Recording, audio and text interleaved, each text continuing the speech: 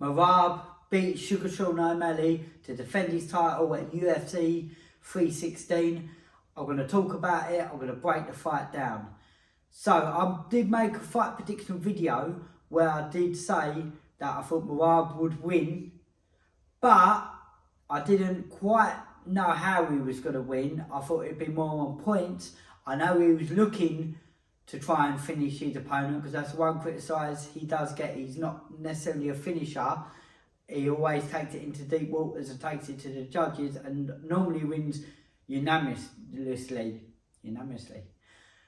But let's break it down. So the first round, Merab definitely won the first round. I feel like he was pushing the pace, he was pushing Sean O'Malley back. He landed a few takedowns in that round. Don't get me wrong, Sugar Sean O'Malley still looked quite good. He looked dangerous. He was landing a few strikes, but he was just backing up a little bit too much for my liking. In my prediction video, I did say I wanted to see Sean O'Malley try and take the centre of the cage and back up now and again to try and draw Merab in to land them sweet shots to try and put him out. But it felt like he was backing off too much and he was getting too close to the cage where Merab was being able to take him down. So that was the first round. Second round, a little bit more, but Sugar Sean O'Malley did take the centre that little bit more, and he started threatening with them front kicks and of course the straight punches. But Merab was still striking back, but he didn't hit a takedown in the second round. And at one point he went for the takedown he's sort of become well known for, where he does a single leg and he snatches it down and pushes their shoulder into their hip, where he's up like that and he pushes his shoulder down to knock the takedown. And he didn't get it. He didn't put it off, and I thought that was a big moment in that fight. I'm not actually sure who won the second round, sorry. I'm not actually sure who won the second round. I'd have to re-watch it again, but all I know is there weren't a takedown in it, and the striking looked that little bit more even. Merab was still throwing a lot and pushing forward a lot more, but it was definitely a better round for Sean O'Malley, the second round. Now, third round started, and it was almost like that Merab, he's got their first two rounds out of the way. I think Sugar Sean O'Malley was feeling the pressure a little bit more, and Merab, as we know, fantastic gas tank.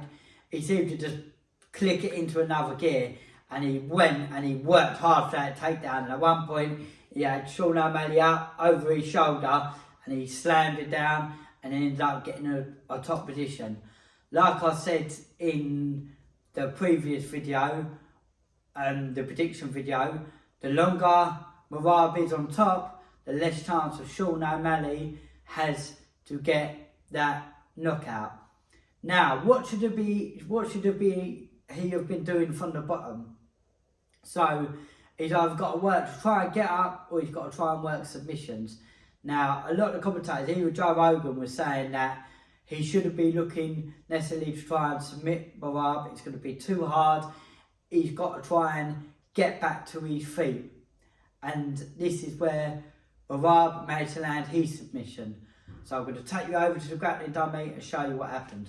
So Sean O'Malley managed to get to his knees, with his head on this side, managed to get to his knees and force a bit of a scramble. Now, Merab, like I said, the criticism for him is that he's not really known as a fantastic finisher. He obviously has a submission game, but he's not really known for being a deadly submission artist. But he's obviously clearly been working on them. So the best chance Sean had was to create these scrambles to get back to his feet, and to do so you have to show your back sometimes, and that's what he done. He showed his back, and normally Merab would cling to them, let them get back to their feet, and then drag them back down again, and that's why he's been so successful in winning unanimous decisions, because he'd get him to the ground, people work to get back up standing, and then he uses wrestling and his endless gas tank to drag him back down to the ground. But this was a submission, so he managed to grab like a guillotine, but he almost had it like a reverse rear naked choke, and then Sean O'Malley tried to roll back to his back to relieve the pressure, but he ended up getting it in, sunk in tighter, and then Merab just sprawled out and sprawled his body weight down, and there was a little image of Sean O'Malley's face where you could see how tight this choke was, that he managed to get it cinched up really tight and then forcing that pressure on to get the tap. So it's a bit of an unorthodox, unusual choke in the fact of it weren't quite like a dance where you go through the arm or come out here, or you're coming out here or anything like that, and it weren't quite like a guillotine where you grip on here and then you're coming up. So like I said, he had it more like this. He tried to roll to relieve the pressure, and then he come down and sunk down and got the nasty choke. You could see how tight it was. So brilliant finish for Merab. So what's next for Merab? We already know Corey Sandhagen is next in line to fight him. I'll be making a prediction video a lot closer to the time till I decide who I think is going to win that. But off the top of my head, if I had to say now, I'd say Merab again. He's just looking absolutely phenomenal. The only thing I will say is Corey Sandhagen has got a lot more of a nastier submission game than Sean O'Malley.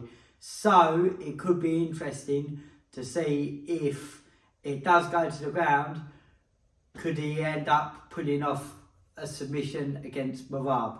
So it's definitely going to be a brilliant, exciting fight, and I can't wait to see that fight.